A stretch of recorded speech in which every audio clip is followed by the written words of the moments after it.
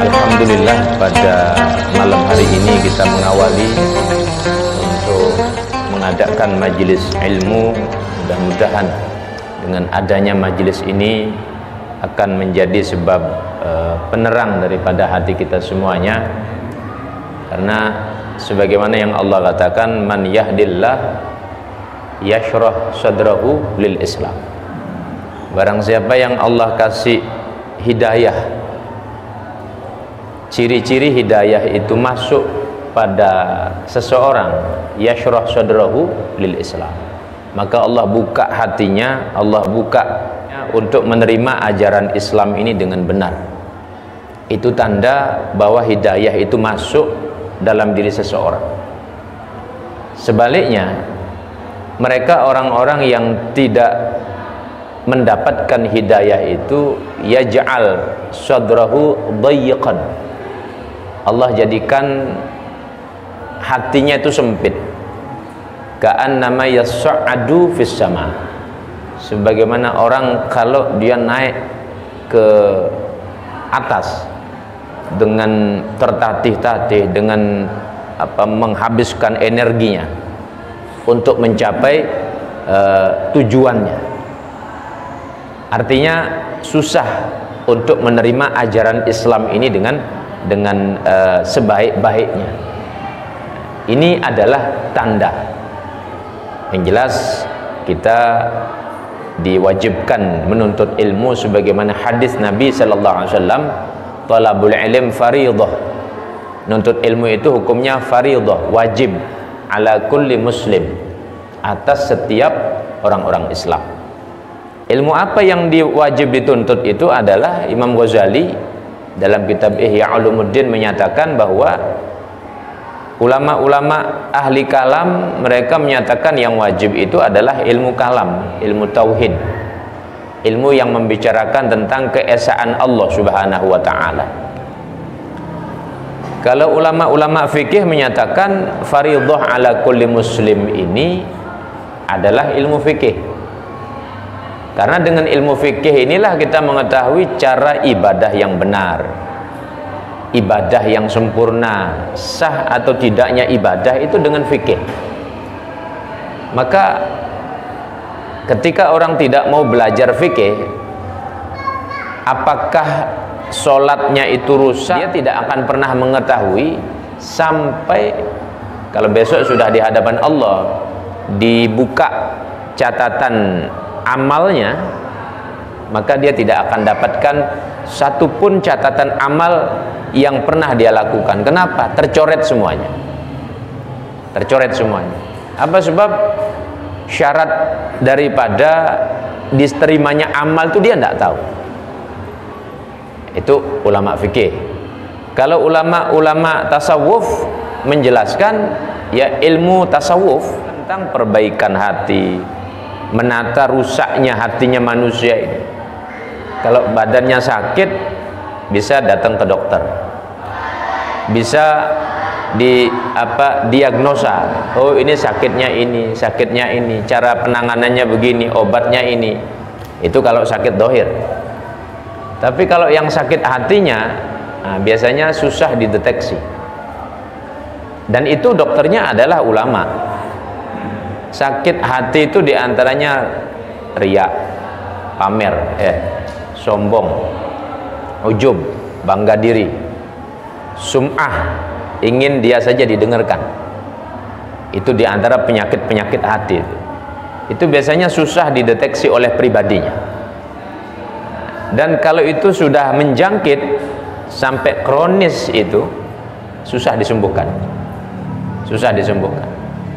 Ini yang Sayyidina Ali bin Abi Thalib katakan bahwa kematian hati manusia karena tidak ada ilmu adalah lebih berat daripada kematian jasmaninya itu sendiri. Kalau dia mati, ruhnya lepas, ya sudah, dimakan tanah, habis, tidak ada cerita. Tapi kalau hatinya yang mati, ini hati ini dibawa sampai kepada kehadapan Allah.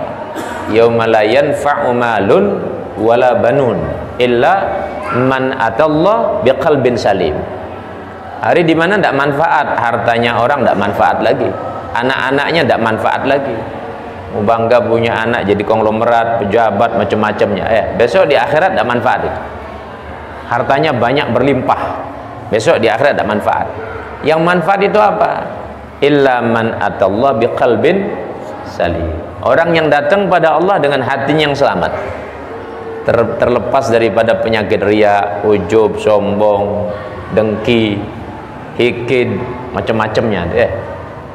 Kalau itu penyakit dibawa sampai mati, nah itu tanda celakanya orang. Hanya saja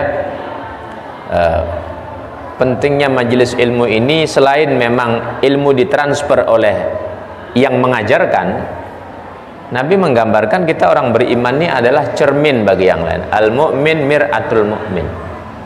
Kita ini orang beriman ini adalah cermin satu dengan yang lain. Namanya cermin, kalau ada yang bercermin, mukanya misalnya ada noda hitam, cerminnya bersih, kelihatan, oh ini ada noda hitam, diingatkan begitu ya. Itu orang-orang mukmin begitu.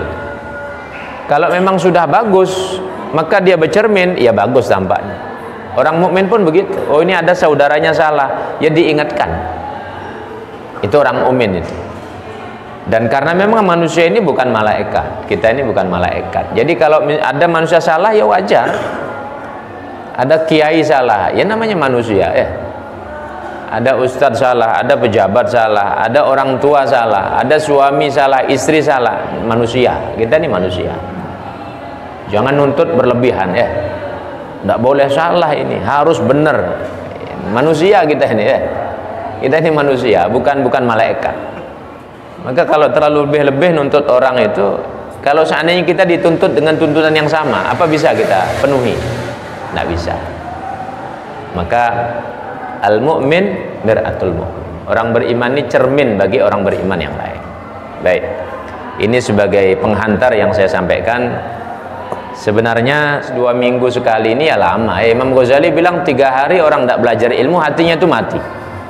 3 hari ya. Idza muni al hikmah wal ilm salasata ayyam yamut. Kata Imam Fathul Musili rahimahullah. Imam Ghazali mencantumkan dalam kitabnya, kalau 3 hari orang tidak belajar ilmu, hatinya mati ya. Nah, hatinya mati. Nah kita 2 minggu sekali. Nanti mati dihidupkan lagi ya. Tidak apa-apa. Jadi kalau sudah mati hidupkan lagi. Ya tidak apa-apa. Qala al-musannif rahimahullah wa nafa'ana bihi wa bi'ulumi fid dharain amin. Nanti kalau pakai kitab yang lain ada proyektor, saya bisa pakai proyektor nanti. Qala Allah Ta'ala li nabihi sallallahu alaihi wasallam wa qul rabbi zidni ilma. Wa amarahu bi talabi ziyadah minal ilm idh huwa asyraful khisal wa arfa'ul khilal. Di dalam kitab ini dicantumkan firman Allah Subhanahu wa taala surah Thaha ayat 114. Allah menyatakan wa qul, dan ucapkanlah wahai Muhammad Rasulullah. Mohonlah, berdoalah wahai Muhammad Rasulullah. Rabbi, Tuhan kami, zidni ilma. Tambahkan ilmu kepada diriku. Ini ayat mengajarkan kepada kita kalau Nabi Muhammad sallallahu alaihi wasallam itu makhluk yang paling sempurna, asyraful khalqi wujudan. Jadi paling mulia-mulianya manusia yang diwujudkan oleh Allah di alam raya ini Nabi Muhammad. Paling mulia, paling sempurna dalam segala hal. Keilmuannya tidak usah ditanya. Tapi Allah suruh, wahai Muhammad, engkau berdoa kepadaku, engkau mohon kepadaku. Apa yang disuruh oleh Allah? Rabbi zidni ilma. Ya Allah, tambahkan ilmu kepadaku. Kalau Nabi yang sudah sempurna begitu ilmunya, Allah suruh untuk memohon supaya ditambah ilmu. Nah kita ini kan ilmunya masih pas-pasan. Kita kan masih pas-pasan ya. Nah, jadi kalaupun masuk kanan keluar kiri ya. Nanti seminggu lagi kita ngaji lupa sudah ya. Nah itu kita. Nah, kalau modelnya kita begini ini, Kok tidak sampai minta kepada Allah ilmu, tambahan ilmu, sombong namanya. Kalau sampai tidak minta ya. Maka kenapa tradisi para kiai, saya mondok di Pulau Jawa itu, saya kan aslinya Singaraja ya, asli saya di Kampung Pegayaman. Ibu saya, kalau bapak saya di Tegalinggah namanya, di Tegalinggah di Singaraja. Sekarang saya buat pondok di Celukan Bawang, di barat, di PLTU ya. Nah, jadi asli saya memang asli sini, jadi putra daerah dari sini ya. Nah, cuman saya pesantren di Pulau Jawa. Di sana kiai-kiai mengajarkan, maka saya perhatikan betul, bukan hanya teorinya saya perhatikan, tingkah lakunya mereka, cara mengajar, sebelum mengajar bagaimana, habis ngajar bagaimana. Jadi saya praktekkan dalam praktek mengajar ya begini. Jadi bukan hanya teori yang saya pelajari. Jadi tingkah lakunya mereka para kiai-kiai saya perhatikan betul. Tapi itu setelah lama saya mondok, saya coba merenung, dan saya banyak dapat ilmu dari sering berjalan satu kendaraan, diajak ngobrol, makan bareng, dapat ilmu saya dari sana. Nah, jadi bahwa mereka mentradisikan habis belajar itu berdoa. Selain doa kafaratul majlis, doa kafaratul majlis itu subhanakallahumma bihamdika asyhadu an la ilaha illa anta astaghfiruka wa atubu ilaik. Itu doa kafaratul majlis. Tapi doa untuk bertambah ilmu beda lagi itu. Maka habis belajar berdoa dulu supaya ilmu yang kita dapatkan bermanfaat. Kalaupun itu sudah masuk di pikiran kita, dalam hati kita, berkah. Jadi ada 2 kali berdoa itu. Itu kiai-kiai begitu ngajarkan. Nah, jangan kemudian habis belajar ya sudah buyar begitu saja. Nah, ini sopan santunnya kurang ya. Sopan santunnya kurang. Maka sampai sedetail itu saya perhatikan, dan itu ilmu ya. Bukan teori lagi itu. Itu sudah ilmu pada praktek. Praktek itu lebih kuat daripada sebatas teori. Saya berpakaian begini ini kolaborasi kiai-kiai dan para zuriyah Rasulullah. Saya belajar pada mereka. Maka saya pakaian model begini. Ini kolaborasi semuanya ya. Jadi saya pakai semuanya. Jadi cara berpakaiannya, tingkahnya kita pelajari, kita praktekkan. Jadi bukan ini sekedar penampilan, bukan. Jadi kita lihat dari guru itu. Nah, baik. Amarahu bi talabi ziyadah minal ilm, Nabi diperintahkan meminta tambahan ilmu, idhuwa asyraful khisal, karena ilmu itu adalah paling mulia-mulianya perkara yang ada di alam ini, wa arfa'ul khilal, dan paling tingginya derajat daripada derajat-derajat yang Allah berikan, yaitu ilmu. Maka Allah katakan yarfa'illahu alladhina amanu minkum walladhina utul ilma darajat gitu ya. Itu digunakan kalimat jamak, bukan mufrad. Kalau darajah satu tingkat saja, tapi dikatakan darajat, banyak derajat. Ibnu Abbas menyatakan maksud ayat itu antara satu derajat ke derajat yang lain itu jarak 500 tahun perjalanan kalau mau ditempuh itu. Dan itu bukan satu derajat Allah kasih. Orang yang mau nuntut ilmu lalu Allah kasih ilmu, itu bukan satu derajat. Darajat, banyak tingkat-tingkat. Satu tingkat 500 tahun perjalanan. Berapa banyak kalau itu tingkat-tingkat Artinya paling mulianya itu adalah kalau Allah kasih ilmu pada kita. Sederhana contoh ya, saya mau tanya. Allah katakan kan pada aflahal mu'minun alladzina hum fi sholatihim khashi'un. Benar-benar beruntung orang mukmin yang khusyuk dalam sholatnya. Saya mau tanya begini, kira-kira tadi sholat maghrib sudah khusyuk atau belum? Apa sebabnya? Pemikir hutang, atau mungkin ya di PHK belum kerja-kerja? Ya, artinya itu sebab ya. Susah mau khusyuk itu. Nah, cuman ada ilmunya rupanya. Kalau kita dituntut untuk khusyuk, jangankan kelasnya kita, kelasnya sahabat deh. Ketika Nabi katakan sayembara, siapa yang bisa khusyuk sholat, aku kasih sorban, kata Nabi. Semua sahabat lomba-lomba. Nabi yang kasih sayembara ini. Sorbannya Nabi berkah. Sorbannya Nabi, jangankan sorban, rambutnya Nabi itu loh. Kalau cukur ndak ada kececer satu pun ndak ada, disimpan sama sahabat-sahabat. Jangankan rambut, ludah itu loh. Nabi meludah, ndak ada ludahnya Nabi ke bawah, ndak ada. Ditadai sama sahabat. Ludahnya Nabi, jangankan ludah, darah, bekam, tahu bekam, apa bekam tuh? Cantuk, kop, apalagi istilahnya, Nah, Nabi itu bekam. Nabi bilang sahabat-sahabat, fulan, ini engkau buang di di tempat sampah sana. Sahabat tuh bawa darahnya Nabi, dibawa bukannya dibuang, diminum darahnya Nabi. Diminum darahnya Nabi, diminum darahnya Nabi. Jadi kurang apa itu, Wah, kalau sekarang itu bid'ah kuadrat sudah. Kalau sekarang syirik, bukan bid'ah lagi, syirik kalau sekarang. Tapi sahabat melakukan. Kurang apa itu, Jadi sebegitunya Rasulullah itu.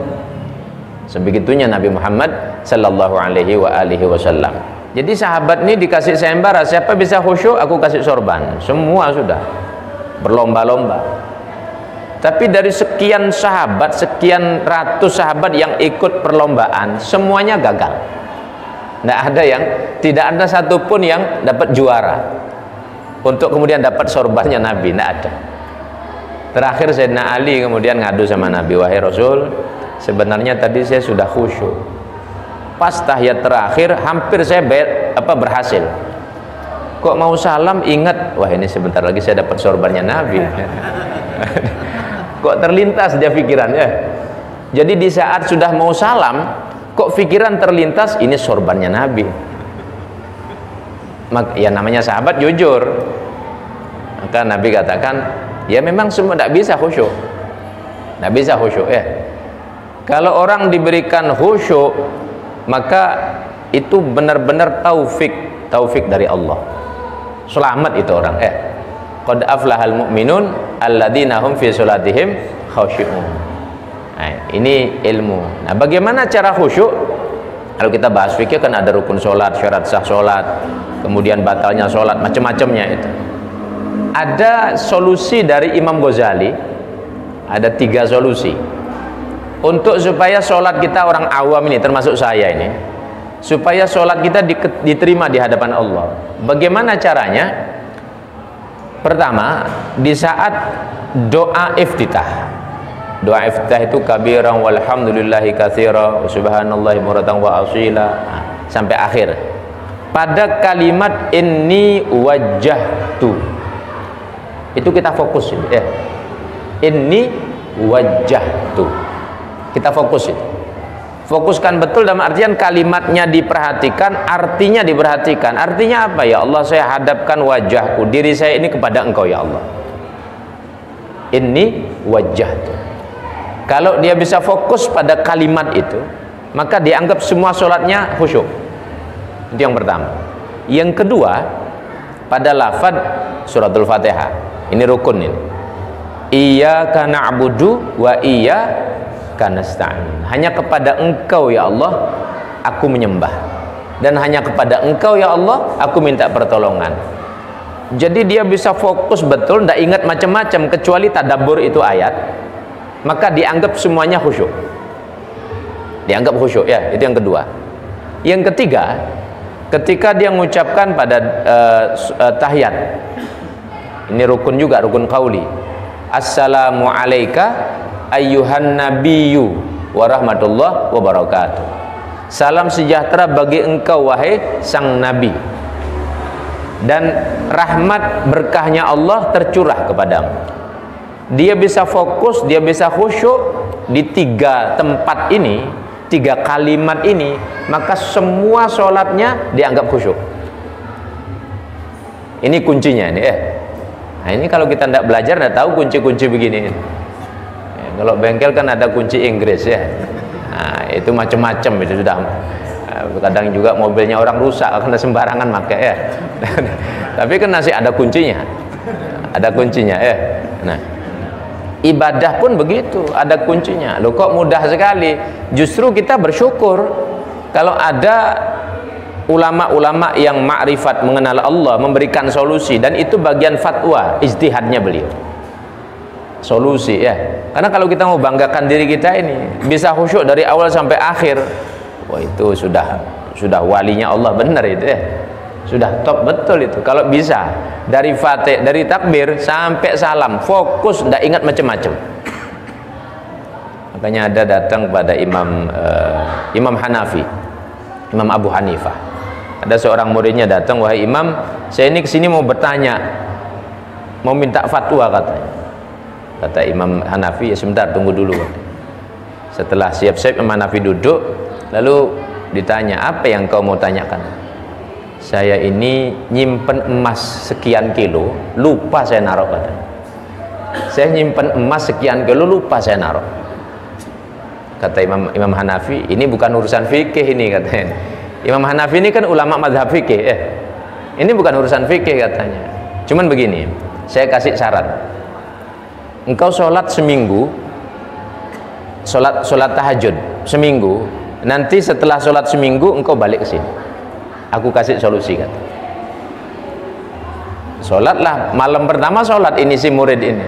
Ketika sholat baru takbir yang pertama, Allahu Akbar. Setan ini kan memantau ini.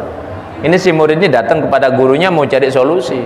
Baru takbir Allahu Akbar. Kok tiba-tiba ingat dia? Oh, saya taruh di sini emas saya ini katanya. Ingat dia. Selesai sholat baru 2 rakaat ini. Datang ke Imam Hanafi, wahai Imam, sudah tidak sampai seminggu saya katanya. Cukup 2 rakaat katanya. Bagaimana katanya? Iya, ini emas saya sudah ingat, saya taruh di mana katanya. Kata Imam Hanafi sambil tersenyum, ya itulah maksudku. Setan itu tidak mungkin menjadikan engkau sukses dalam sholatmu, kecuali pasti engkau akan digagalkan. Maka aku kasih solusi seperti itu, kata Imam Ghazali. Suruh sholat gitu ya. Nah, jadi kalau sudah sholat pasti ketemu sudah itu ya. Sampai seperti itu. Nah maka kalau kita andalkan pribadi dengan keilmuan yang ala kadarnya ini, mau khusyuk sholatnya kayaknya tidak bisa ya. Tidak sampai kepada Allah sholat kita ya. Maka solusinya apa? Pakai 3 perkara ya. Pada kalimat inni wajjahtu wajhiya dan seterusnya ya. Inni wajjahtu wajhiya alladzi fatara samawati wal arda hanifan musliman wa ana minal musyrikin inna sholati dan seterusnya. Tapi pada kalimat inni wajjahtu saja. Inni wajjahtu fokus betul sudah ya. Kemudian bismillahirrahmanirrahim, alhamdulillahirabbil alamin arrahmanir rahim maliki yaumiddin iyyaka na'budu wa iyyaka nasta'in. Fokus betul sudah. Hadirkan betul itu ya. Pada saat tahiyat juga begitu. Tahiyatul barakatuh salawat thayyibatul assalamu alayka ayuhan nabi, assalamu alayka ayyuhan nabi wa rahmatullah wa barakatuh. Fokuskan betul. Insyaallah diterima semua ya. Insyaallah diterima semuanya. Ini kalau tidak ngaji tidak tahu ilmunya ini ya. Tidak tahu ilmunya ini. Nah, sehingga dengan adanya ilmu itu maka jadi sempurnalah semuanya. Nah, perkara nanti urusannya ada hisab lagi. Yang penting kita sudah punya referensinya, punya dasarnya, ya sudah kita serahkan saja ke sana. Nah, baik. An Abi Hurairah radhiyallahu an, ini kurang berapa menit Isya? 16 menit ya. Saya sampaikan 4 menit lagi, nanti kalau memang gimana tanya jawab ya. An Abi Hurairah radhiyallahu anhu annahu marra bi suqil Madinah. Fa waqafa 'alaiha fa qala ya ahlas suq ma a'jazakum ila akhiril hadis. Ini hadis diriwayatkan oleh Imam At-Tabrani dalam kitabnya Al-Awsat. Dari sahabat Abu Hurairah radhiyallahu an, beliau berjalan-jalan di pasar Madinah. Berjalan-jalan di pasar Madinah. Maka berhentilah beliau di sana. Ini orang-orang kok pada rame berkerumun di pasar, sibuk dengan transaksinya. Maka kata Abu Hurairah, apa yang membuat kalian ini kok jadi lemah begini? Kok kalian tidak ada semangat? Itu loh warisan Nabi dibagi di masjid kata. Itu warisan Nabi dibagi di masjid. Akhirnya semua orang-orang pasar buyar dari pasar berangkat ke masjid. Berangkat semua ke masjid, sampai di masjid rupanya ya cuman ada 2-3 orang yang duduk berkelompok-kelompok begitu. Ada satu orang, kemudian yang lain mengitarinya. Ini orang-orang pasar jengkel, marah ini Abu Hurairah ini main-main saja ini. Kita lagi serius-serius transaksi kok dibilang kita ini tidak mau mencari keuntungan lebih besar. Maka dipanggil Abu Hurairah, wahai Abu Hurairah, kamu kesini kata. Kamu permainkan kami semua kata. Maksud anda bagaimana? Nah, katanya warisan Nabi dibagi di masjid. Mana warisan? Tidak ada warisan. Oh, itu cuma orang duduk belajar ilmu. Kata Abu Hurairah, ya itulah yang aku maksudkan. Nabi itu mewariskan apa? Lam yuwarithu dinaran wala dirham. Nabi itu tidak mewariskan dinar, tidak mewariskan dirham. Tetapi yang diwariskan apa? Ilmu yang diwariskan oleh Nabi Muhammad SAW. Inilah yang aku maksudkan kata. Yang Nabi wariskan itu adalah ilmu, bukan dinar, bukan dirham, bukan harta benda, bukan ya. Walaupun Nabi Muhammad SAW kalau mau jadi orang kaya, gunung itu loh, kalau Nabi minta, ya Allah jadikan itu emas, jadi emas semuanya. Kalau Nabi mau ya, tapi Nabi tidak mau. Nabi tidak mau itu. Ghanimah, harta rampasan perang, kalau sudah terkumpul begitu, Nabi bagi-bagi saja, habis. Kadang sampai istrinya pun tidak dapat bagian, lupa. Sampai begitu Rasulullah. Bahkan ada doa yang paling dahsyat, Nabi sendiri berdoa, Allahumma ahyini miskinan wa amitni miskinan wa syurni fi zumratil masakin. Ya Allah, hidupkan saya dalam keadaan miskin, matikan saya dalam keadaan miskin, kumpulkan saya bersama orang-orang miskin. Berani ngamini doa begini? Tidak berani ya? Coba kalau pas ada orang doa Allahumma ahyina miskinan, maka perhatikan orang berdoa itu ya. Kalau dia orang-orang sufi berdoa minta kemiskinan kok kita amini. Itu doanya wali itu dikabulkan ya. Oke, kalau kemudian usahanya tidak jalan, tokonya tutup, bangkrut ya. Ya jangan-jangan kita ngamini doanya orang yang sahih. Orang yang keliru ya. Ya harus paham juga kalau orang berdoa, perhatikan, jangan sekedar amin-amin saja. Perhatikan betul doanya mereka ya. Apa sih yang dibaca mereka ya? Nah, cuman kalau saya sih tidak pernah berdoa begitu. Ya kita mohon yang pamungkas. Apa pamungkas itu? Allahumma inni as'alukal afwa wal afiyah. Ini doa yang dihadiahkan khusus untuk pamannya Nabi Muhammad, Abbas. Ketika Abbas datang kepada Nabi, wahai Nabi, saya ingin minta kepada Allah 1-2 kalimat saja, tapi maknanya sudah sangat luas. Nabi katakan, wahai pamanku, berdoalah engkau, Allahumma inni as'alukal afwa wal afiyah. Pergilah Rasulullah. Besoknya datang lagi, masih penasaran nih Abbas ini, pamannya ini masih penasaran, Sayyidina Abbas. Datang lagi kepada Nabi, wahai Nabi, saya ingin minta doa yang spesial, saya tidak minta yang lain-lain lagi kan. Rupanya diajari doa itu lagi, Allahumma inni as'alukal afwa wal afiyah wal mu'afatad daimah fid dini wad dunya wal akhirah. Akhirnya dipegang betul oleh Abdullah bin Abbas, oleh Abbas, bukan Abdullah anaknya, oleh Abbas pamannya Rasulullah SAW. Jadi ada doa-doa pamungkas.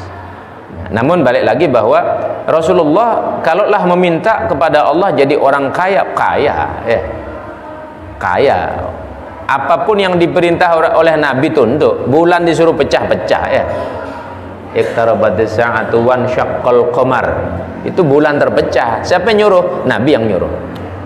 Allah izinkan itu. Pohon itu loh dipanggil, wahai pohon kamu kesini kata, engkau bersaksi aku adalah Nabi kata. Pohon itu ngomong, la ilaha illallah wa annaka Muhammad Rasulullah. Sampai A'rabi, orang pedalaman itu, menyaksikan kejadian itu, masuk Islam langsung. Nabi yang suruh ya. Apapun yang disuruh oleh Rasulullah tunduk. Itu Nabi Muhammad SAW. Artinya kalau Nabi minta harta, ya sangat bisa. Cuma Nabi lebih memilih hidup miskin, berkumpul sama orang miskin, dimatikan dalam keadaan miskin. Nah, kalau kita mau ikut Nabi beneran, doa ya. Kalau belum mampu doa begini berarti belum ikut Nabi beneran. Baik, saya kira demikian. Silahkan, ini diminta ada sisa waktu untuk sharing. Kalau barangkali ada yang mau di-sharingkan, saya persilakan.